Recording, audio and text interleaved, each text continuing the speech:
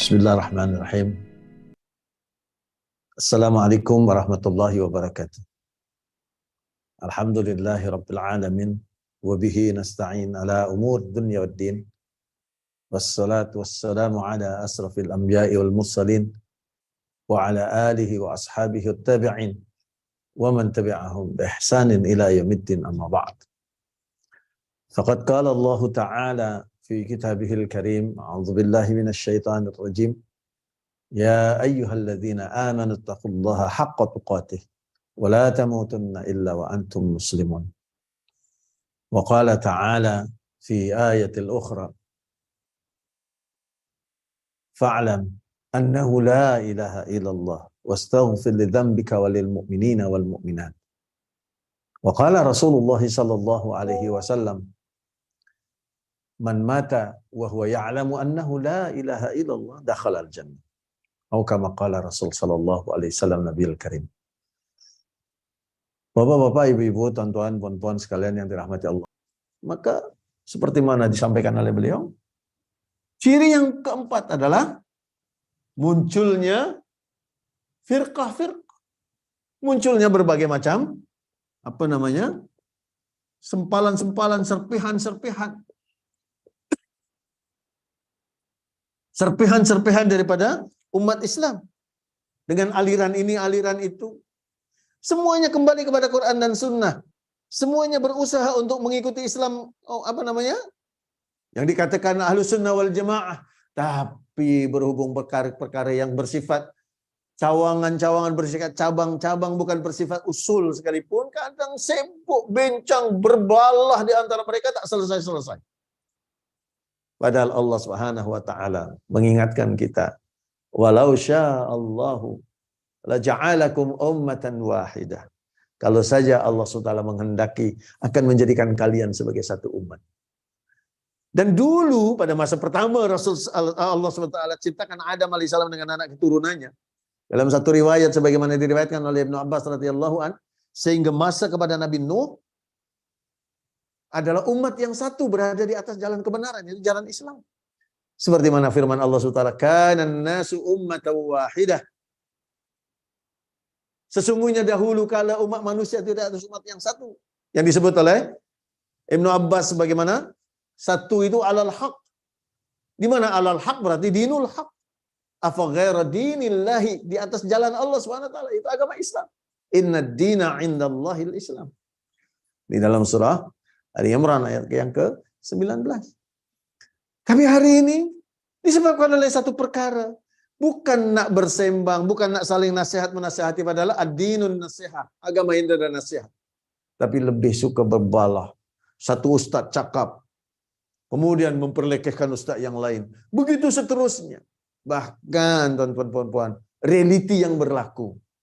Kadang-kadang disebabkan oleh jalan, yang satu ini bermadzhab ini, yang satu bermadzhab ini. Tumbuh, ada masjid-masjid, sehingga umat itu berpecah. Yang masjid ini sebab apa? Sebab dia melaksanakan kunut. Yang masjid ini tak melaksanakan kunut. Mereka mufarraqah, kemudian membuat masjid-masjid baru yang jaraknya hanya paling 4 meter, 5 meter. Dan itu berlaku di negara-negara tertentu, walaupun majoritinya adalah umat Islam. Umat Islam sentiasa lebih kepada aspek-aspek perpecahan-perpecahan. Lebih suka kepada aspek ikhtilaf. Oh, itu ada ikhtilaf. Oleh karena itu dia boleh memilih. Bolehlah saya memilih yang macam ni. You pilih yang macam tu, tak ada masalah lah. Jadi yang dipilih itu lebih banyak perkara-perkara yang ikhtilafat. Semestinya kita itu lagi ramai untuk berbincang tentang bagaimana nak mempertemukan. Kita lebih tengok, lebih suka melihat kepada macam mana titik-titik persamaannya. Bukan titik-titik perbezaannya. Inilah yang menjadi persoalan buat kita. Padahal Allah Subhanahu wa taala banyak mengingatkan kita dalam surah Ali Imran, wa'tasimu bihablillahi jami'an wa la tafarraqu wadhkuru ni'matallahi 'alaikum idh kuntum a'da'an fa'alafa baina qulubikum fa asbahtum bi ni'matihi ikhwana. Di situ bersaudara. Atas apa? Atas karunia anugerah daripada Allah SWT yang mempersatukan hati-hati di antara umat yang beriman itu. Jadi tuan-tuan puan-puan sekalian, Bapak Ibu, ikhwah akhwat, 4 ciri umat jahiliyah ini yang kemudian menjadikan umat Islam ini ataupun umat manusia ini secara umumnya menjadilah dia sebagai umat yang dhalalun mubinun, ya, merupakan umat yang dhalal.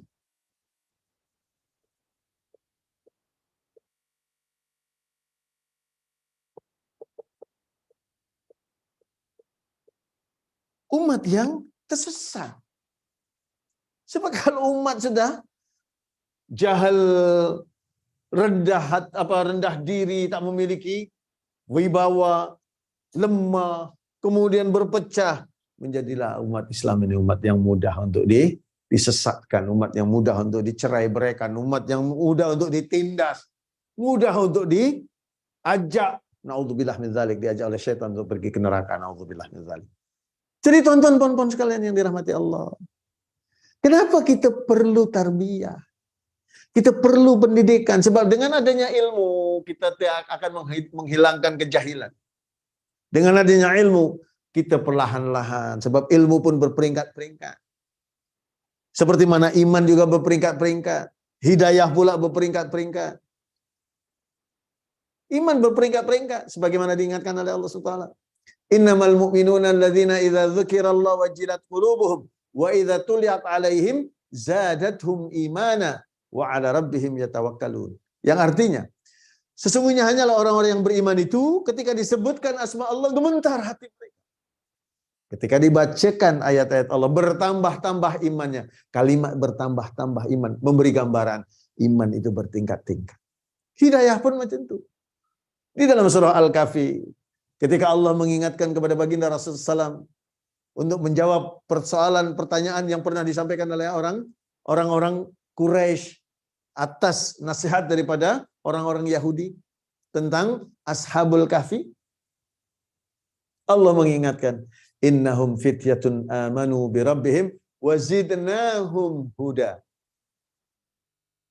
Allah SWT menyampaikan di situ bahwasanya Allah memberikan kepada Rasulullah SAW, mengisahkan kepada baginda Rasulullah SAW tentang bahwa Ashabul Kahfi itu mereka adalah fityatun, pemuda-pemuda yang beriman kepada Tuhannya dan ditambahkan oleh Allah petunjuk. Maknanya dengan adanya bertambah berarti ada peringkat-peringkat hidayah.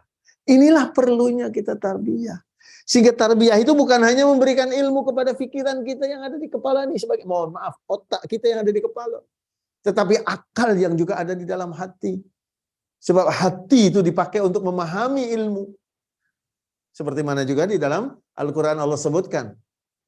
Walaqad dzara'na li jahannama katsiran minal jinni wal ins lahum qulubun la yafqahuna biha. Salah satu ciri, salah satu karakter yang menjadi penghuni neraka, mereka mempunyai hati tapi tak dipakai untuk memahami.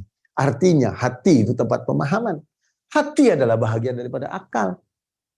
Dalam ayat lain Allah berfirman, "Afalam yasiru fil ard fatakuna lahum qulubun yaqiluna biha aw adhanun yasma'una biha fa innaha la ta'mal absar walakin ta'mal qulubul lati fis sudur." Yang artinya, apakah kalian tidak berjalan di atas permukaan bumi ini yang dengan demikian kemudian hati kalian berfungsi sebagai akal, yaqiluna biha, untuk memahaminya.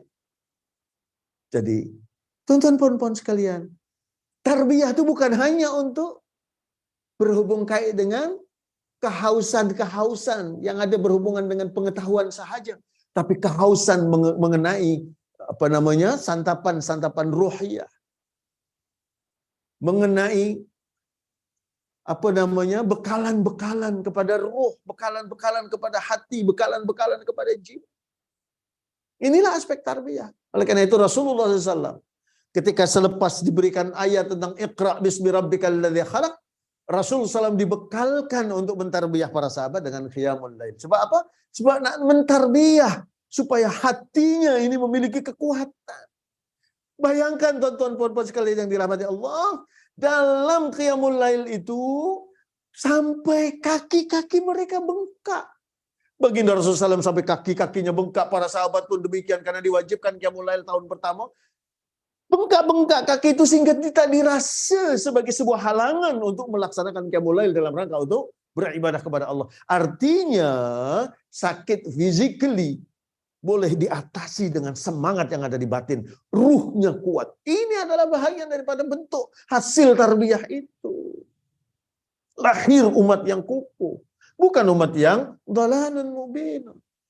Jadi tuan-tuan sekalian, terutama kalau kita benjang lagi jauh akan panjang, tapi insya Allah kita akan teruskan karena ini masih belum selesai. Kita akan lanjutkan. Sebenarnya apa? Kenapa kita tarbiyah? Apa sasarannya? Apa yang menjadi tujuan? Yaitu supaya kita ini memahami bahwa tarbiyah itu satu perkara yang penting. Kemudian apa pertarbiyah itu? Apa yang perlu kita didik diri kita dan juga kumpulan kita, saudara-saudara kita, masyarakat kita nih. Dan kemudian apa hasil yang terakhirnya? Yaitu mendapatkan kebahagiaan. Bahagia yang macam mana yang kita nak?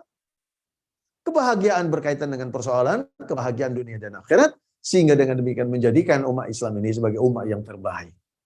Kenapa? Karena Allah SWT berfirman, kuntum khaira ummatin ukhrijat linnas.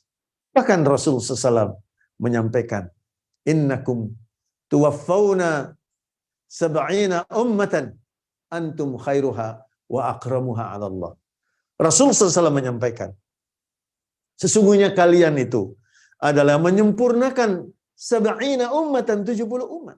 Sedangkan kalian itu adalah yang terbaik dan termulia di sisi Allah Subhanahu wa taala.